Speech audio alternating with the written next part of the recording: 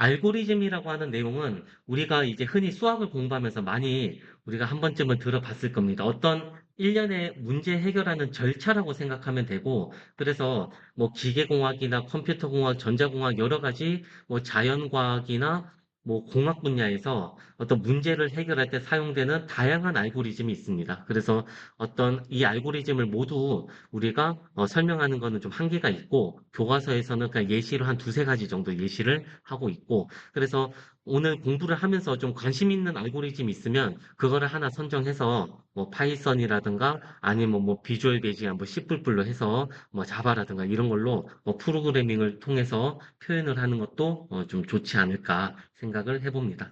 자, 그래서 우리 책에 설명이 있습니다. 그 책에 설명이 있는 거를 줄을 한번 더 쳐보면, 그래서 문제를 해결하기 위해 시작해서 각 단계를 거치면서 끝에 이르러 해결할 수 있는 어떤 이런 일련의 절차를 우리가 알고리즘이라고 한다. 뭐 예를 들어서 우리가 예시의 책에도 있지만 근해 공식이 대표적인 알고리즘이라 생각하면 돼요. 왜 그러냐면 어떤 2차 방정식이 있죠. ax 제곱에 그 다음에 bx 더하기 c는 0이라는 2차 방정식이 있다. 그러면은 이 2차 방정식을 해결할 수 있는 우리 맞는 공식이 있죠. 2a분의 다 알죠. 플러스 마이너스 루트 빼기 4ac 이렇게. 그러면 2차 방정식이 주어지면은 개수 A, B, C를 요 공식에 그대로 대입하면은 해를 구할 수 있죠, 우리가 해. 그래서 이 자체가 하나의 알고리즘이라고 생각하면 좋을 것 같습니다. 그렇게 어렵지 않죠. 그래서 알고리즘은 어떤 문제를 해결할 수 있는 어떤 일련의 절차다. 책에서는 소개를 안 하고 있는데, 일반적으로 상식으로 좀 알고 있으면 좀 좋은 내용이, 이 알고리즘의 어떤 가지고 있는 중요한 성질들이 몇 가지가 있어요. 알고리즘이 구현해야 될 성질 중에 대표적인 게 하나가 뭐냐면, 우선은 알고리즘은 입력과 출력을 반드시 받아야 돼. 입력과 출력이 있어야지, 그래야지 알고리즘으로서 어떤 기능을 다 하고 있다라고 우리가 얘기를 할 수 있죠. 2차 방정식을 입력한다? 그러면 그 방정식의 해를 출력한다. 맞죠? 그 다음에 당연한 얘기지만 정확해야 됩니다. 알고리즘은 정확성을 갖고 있어야 된다. 정확하지 않으면 의미가 없죠. 그 다음에 또 이제 생각하기는 어려운 얘기겠지만 유한성을 가진다고 합니다. 알고리즘은 유한성을 가진다. 그 왜 그러냐면 유한하지 않으면 끝이 없죠. 이 문제 해결 절차. 자, 2차 방정식을 딱 대입했는데 해를 구하는 과정이 계속 무한히 반복되고 있어요. 계속. 그래서 해가 안 나와요. 내가 이제 내 지금 예를 들어서 뭐 20살에 해를 입력했는데 방정식을 입력했는데 내가 지금 40살이 돼도 해가 안 나와요. 뭐 60, 내가 더 죽어서도 해가 안 나오는데 이런 거 의미가 없죠. 그래서 유한한 절차에서 문제 해결을 할 수 있어야 그래야 알고리즘이 의미를 갖는다. 당연한 얘기지만 효율적이어야 됩니다. 효율성. 혹시 뭐 정보라든가 프로그래밍을 이제 학습한 사람은 알겠지만은 어떤 똑같은 프로그래밍을 작성하더라도 이렇게 작성하냐 저렇게 작성하냐에 따라서 이제 코딩 그 뭐지 프로그래밍 코드라고 합니까? 그 코드 길이가 되게 달라지죠. 굉장히 압축적이면서 짧으면서도 컴퓨터의 어떤 물리적인 어떤 이런 한계를 이제 그 안에서 이제 문제 해결을 할 수 있는 그런 어떤 효율적인 성질을 가져야 되고 당연한 얘기지만 일반적이어야 됩니다. 일반성을 지녀야 되고 일반화가 가능해야 되고 그 다음에 유일해야 됩니다. 그러니까 확정성이라고 하는데 이 말을 어떻게 생각하냐면 2차 방정식을 대입했는데 해가 나왔다. 근데 해가 여기서는 해가 1이었는데 어떤 해는 2가 나오고 어쩔 때는 3이 나온다. 이러면 안 되죠. 이제 정확하게 어떤 문제 해결에 대한 답을 제시를 할 수 있어야 되지 않겠나. 그래서 이런 어떤 알고리즘이 갖는 일반적인 성질을 좀 잘 이해를 하고 시작하면 좋을 것 같습니다. 자, 그러면 페이지를 한번 좀 넘어가 보도록 하겠습니다. 자, 첫 번째 우리가 좀 알고 있어야 되는 내용은 재기적 알고리즘이라고 하는데 여기서 함수도 알고리즘인가요? 예, 질문이 하나 들었는데 맞아요. 함수도 어떻게 보면 가장 뭐라고 해야 되나? 좀 쉬우면서도 가장 직관적인 간단한 심플한 어떤 알고리즘이라고 생각하면 됩니다. 근데 함수 자체가 알고리즘은 아니에요. 근데 함수 자체가 알고리즘은 아니고 그래서 어떤 문제를 해결하는 절차인데 어떤 함수 예를 들어서 fx 질문이 들어와서 자 fx는 2x 더하기 1이다. f에다가 x자리에 1을 대입하면은 1년의 계산을 통해서 3을 얻죠. 그래서 x에다 1을 넣으면 3이고, 그 다음에 뭐 2를 넣으면은 5가 됩니까? 그 다음에 3을 넣으면은 이제 7이 되죠. 그렇지? 이런 식으로 어떤 함수 값을 구하는 어떤 과정이나 이 절차를 구현하면은 알고리즘인데, 이 2차, 1차 함수입니까? 1차 함수 자체를 우리가 알고리즘이라고 하지는 않습니다. 맥락이 이해가 되겠어요? 오케이. 자, 그래서 그 정도로 좀 이해를 하시고, 자, 재기적 알고리즘에서 우리 재기라는 말을 좀 잘 한번 생각해 보면, 여기서 재기라는 뭐는, 귀나는 뭐냐, 귀인하다라는 얘기입니다. 귀인. 원인을 어디에서 찾느냐.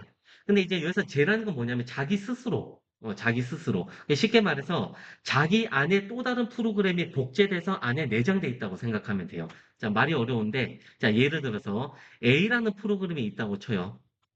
그렇죠? 근데 이 A라는 프로그램이 구현되기 위해서는 이 안에 내장되어 있는 프로그램을 살펴보니까 그 안에 A라고 정의가 돼 있다는 얘기예요.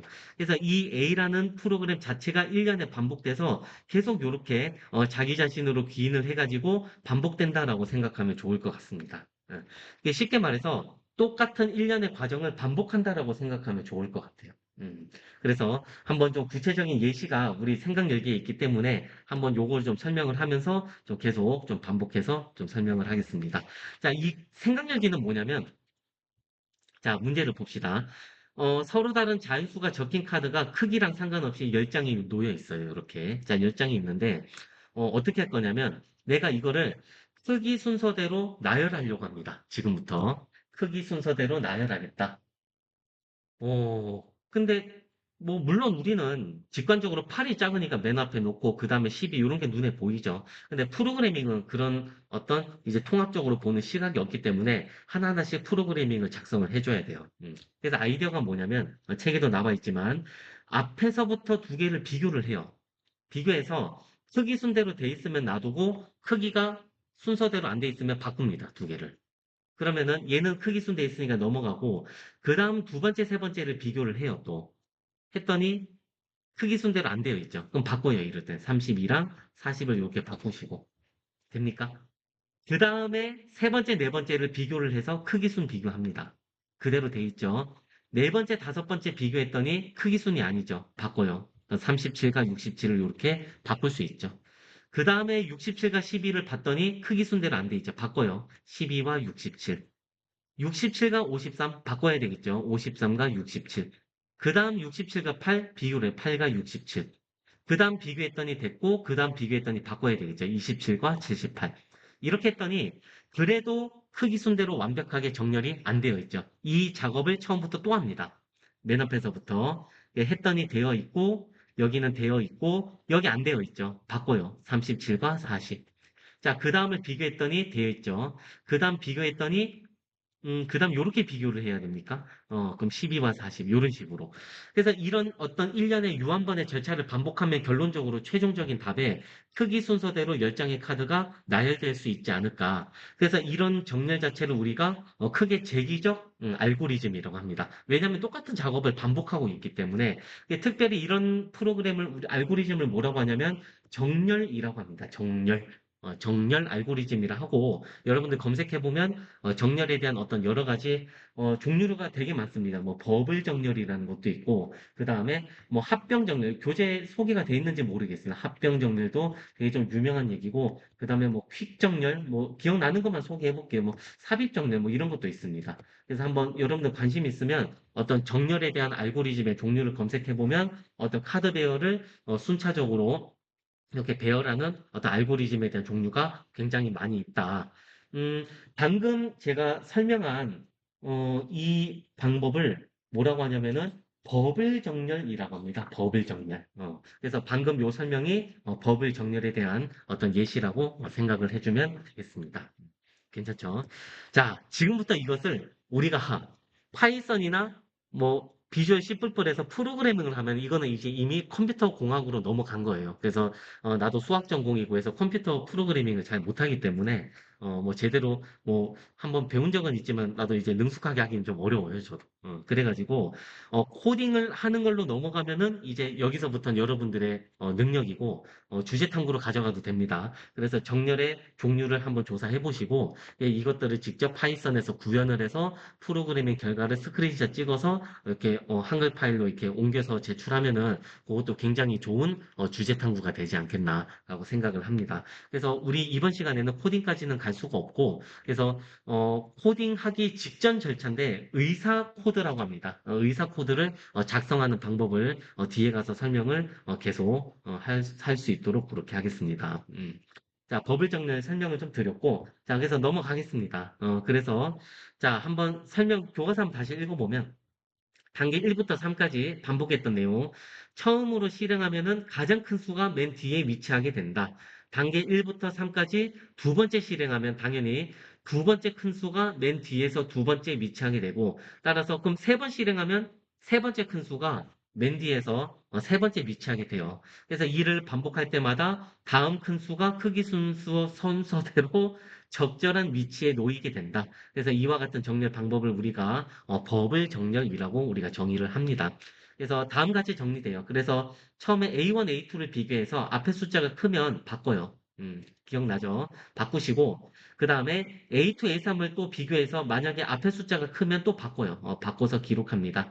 그래서 이 과정을 반복해가지고 이 1에서 3단계를 총 n-1번. 왜냐하면 숫자가 n개이기 때문에 이제 세트로 묶게 되면 n-1세트가 있죠, 숫자가. 그래서 n-1번 반복해서 이렇게 해서 숫자를 크기 순대로 정렬하는 이런 알고리즘을 우리가 버블 정렬이다라고 이렇게 정의를 합니다. 이때 이게 왜 재기적 알고리즘이냐면 잘 보시면 1번, 2번, 3번 이 단계가 반복이래요. 이 과정이 또 반복되고 또 반복되고 또 반복되고 두 번, 세 번, 네 번, 다섯 번 점점점해서 n-1번까지 반복되기 때문에 이걸 우리가 재기적 알고리즘이라고도 한다라고 이해를 하시면 되겠습니다. 괜찮죠? 뭐, 순서도는 혹시 배운 적 있습니까? 이거 제가 한번 알아보니까 중학교 정보 시간에 뭐 좀 공부를 또 열심히 했다면 기억이 날 수도 있고, 하도 오래돼서 까먹었으면 기억이 안 날 수도 있고, 그래서 순서도는 말 그대로 어떤 알고리즘을 이렇게 그림으로 이렇게 도식화한 것이다, 라고 생각을 하면 되겠습니다. 기호가 있어요. 그래서 어떤 기호가 있냐면, 요 알약처럼 생긴 모양이 있죠. 그래서 이 모양이 시작과 끝을 나타낸다. 그 다음에 요 직사각형은 처리, 직접 어떤 일을 처리하는 거고, 요 마름모는 판단한다. 이거냐, 아니냐, 맞냐, 아니냐, 뭐 이런 것들. 그 다음에 인쇄기호, 출력기호는 이렇게 생겼고, 그 다음에 화살표는 흐름선이다. 그래서 방금 우리가 앞에서 봤던 이 버블 정렬을 순서대로 확인하면은 다음과 같이 나타낼 수 있답니다. 그래서 여기서 먼저 J를 먼저 보시면은, J는 뭐냐면, 숫자 순번이라 생각돼. A1, A2, A3, 뭐, 점점점에서 A에 J에 뭐 J 플러스 1, 숫자가 N개니까 AN까지 있겠죠. 맞죠? 그래서 처음부터 이제 쭉쭉 비교를 해요. 그래서 A1, A2 비교하다 보면은 어느 순간에 여기도 비교하게 되겠죠. 그래서 AJ가 AJI보다 크냐. 그래서 크다면은 만약에 크다. 그러면 바꿔야 됩니다. 바꿨다는 기호를 이렇게. 그럼 J 번째랑 J 플러스 1번째를 바꿔라. 그래서 이 작업을 반복해서 J가 N-1번째까지 왔을 때, 그럼 이 J가 N-1번째 왔다는 얘기는 끝까지 왔다는 얘기예요. 끝까지 왔을 때도 이제 비로소 최종적으로 이제 수행 횟수 i를 이제 총 다 수행을 했냐. 그러면 인쇄하는데 아니면 이 작업을 반복을 해요, 또. 그래서 이렇게 해서 어떤 재기적인 이런 일련의 문제 해결 절차를 순서대로 나타내면 좀 보기가 이렇게 좀 쉽다. 좀 다소 헷갈릴 수 있는데 여기서 J는 이제 아래 첨자를 생각하시고 I는 뭐냐면 얘를 여러 번 수행해야 되잖아요. 한 번 돌고 두 번 돌고 세 번 돌고 점점점 I번 돈다 생각하면 됩니다. 그래서 여기서 I는 도는 재기 횟수. 그다음에 J는 뭐냐면은 요 수열이라고 치면은 뭐 순번이라고 생각해도 될 것 같습니다. 되겠습니까? 자, 그래서 순서도에 대한 얘기도 간단하게 제가 설명을 드렸고, 자, 계속 이어서 교과서 자 67쪽 가시면 이제 의사 코드에 대한 얘기 설명을 좀 할 건데, 여러분들 이 의사 코드는 좀 많이 쓰는 용어 의사 코드라고도 하고 영어로는 수도 코드라고 해요. 수도 코드. 수도 코드라고 합니다. 그래서 여기서 좀 말이 어려운데 여기서 수도라는 것은 뭐냐면 여러분들 영어 사전 찾아보면은 뭐라고 해야 되나, 뭐 흉내내다, 뭐 모범해, 뭐 모범, 뭐 모방, 뭐 모방하다, 뭐 모방, 그다음 뭐 흉내, 뭐 이런 어떤 의미가 있어요. 그래서 이건 뭐냐면 어떤 알고리즘, 문제 해결 절차를 우리가 쉽게 이해할 수 있는 언어로 표현하는 것을 우리가 수도코드라고 합니다. 한국말로 의사코드, 영어로는 수도코드, 이렇게 얘기를 합니다. 이 의사코드, 수도코드는 뭐냐면은 프로그래밍 언어의 직전 단계라고 생각하면 좋아요. 그래서 이제 우리가 일반적으로 우리가 어떤 개발자다, 뭐 컴퓨터 공학을 뭐 졸업을 하든 안 하든 어떤 어플리케이션을 개발하고 싶다. 그럼 어떤 개발을 하기 위해서 아이디어가 있어야 돼, 아이디어. 어떤 뭐 기반은 뭐 착상, 뭐 발견, 뭐 좀 말이 어렵습니까? 어떤 아이디어가 있어야지 우리가 뭘 만들어낼 거 아닙니까? 그래서 이 아이디어가 있으면 이것을 우리가 알고리즘으로 나타내는데 이것을 수도코드로 표현을 하죠. 그래서 수도코드로 표현하면 이제 이것을 가지고 이제 내가 자신 있는, 내가 능숙하게 다룰 수 있는 언어, 뭐 예를 들어서 파이썬이다. 뭐 파이썬 아니면은 뭐 C++이나 아니면 웹프로 뭐 자바라든가 뭐 여러 가지 어떤 프로그램의 종류가 많죠. 그래서 이렇게 해서 프로그래밍 언어로 표현하는 게 어떤 개발자들의 일련의 어떤 작업이다라고 이해를 하면 돼요. 여러분들 수도코드는 약속이 없어요. 그러니까 내가 이해만 하면 됩니다. 내가 이해만 하면 되는데 파이썬이나 C++이나 자바 뭐 이런 어떤 프로그래밍에서는 오타 하나만 놔도 작동이 안 되죠. 그래서 디버깅 찾아가지고 어디서 오류가 났는지를 우리가 다 찾아야 됩니다. 근데 이제 수도코드는 뭐 띄어쓰기든 아니면 오타가 한두 개는 나도 상관이 없어요. 직접 이거는 프로그래밍을 돌리는 것은 아니기 때문에 그래서 아이디어와 어떤 구체적인 어떤 프로그래밍의 제작 사이에 있는 어떤 의사표현의 단계다라고 이해를 하시면 좋을 것 같습니다. 그래서 책에서는 이렇게 정의를 하는데 우선은 어떤 알고리즘 제목을 먼저 붙이죠. 정의. 그래서 뭐 버블 정렬을 정의를 하겠다. 어떻게 할 거냐? 1서부터 n-1까지 반복할 것이다. 그렇죠. 그래서 이 J는 뭐냐면은 아래첨자를 생각하면 됩니다. 구체적으로. 그래서 이제 A, J랑 J 플러스 1을 비교했을 때 뒤에 숫자가 크면은 넘어가고 반대로 앞에 수가 크면은 바꿔라. AJ랑 J 플러스 1번째 항을 교환해라. 그래서 이거를 반복한다 이 얘기예요. 이 작업을 반복을 하고 쭉 반복했으면 마지막에 제일 큰 숫자가 오거든요. 근데 끝난 게 아니니까 이 반복 작업을 한 번 더 해야 돼요. 또 여러 번. 한 번 더 하는 게 이제 그 다음 요 반복. 이제 아이가 두 번째 쭉 하면 이제 끝에서 두 번째 큰 숫자가 오겠죠. 아이가 세 번째일 때는 끝에서 세 번째 이제 숫자가 올 것이고, 점점점에서 아이가 n-1까지 오면은 비로소 이제 정렬이 제대로 다 되었다. 그래서 이제 이 정렬된 숫자를 출력하면은 버블 정렬 알고리즘이 완성됐다라고 이해를 하시면 됩니다. 뭐 요렇게 나타내기도 하고 주로 이제 많이 쓰는 수도코드는 영어를 많이 씁니다, 여러분들. 그래서 제가 한글로 이제 혼용해서 쓰긴 하는데, 영어로는 다음과 같이 써요. 어떻게 쓰냐면, 우리 정의하다를, 영어로는 define 한다, define. 그래서, 여기다 한번 써볼게요. define, 뭐, 버블 정렬, 뭐, 버블, 요렇게 쓸까요, 그냥?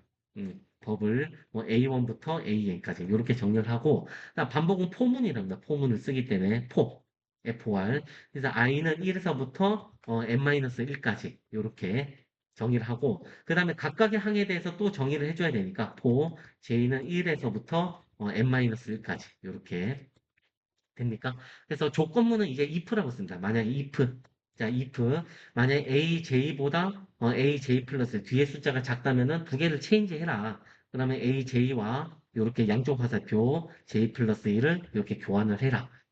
그래서 이제 이 작업이 끝나면 마지막에 출력을 해라. 그래서 프린트 어디다 쓸까요? 좀 살짝 아래다 내려서 쓸까?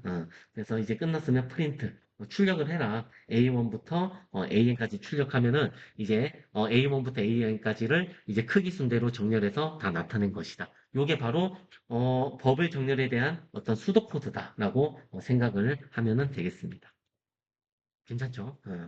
자, 그러면 요 정도까지 해서 오늘 이제 우리가 알고리즘을 배우고 여러 가지 이제 작업들, 도구들에 대한 어떤 내용을 우리가 함께 확인을 했고, 이제 그럼 구체적으로 지금부터는 제기적 알고리즘에 대한 어떤 내용을 시작을 해보도록 하겠습니다.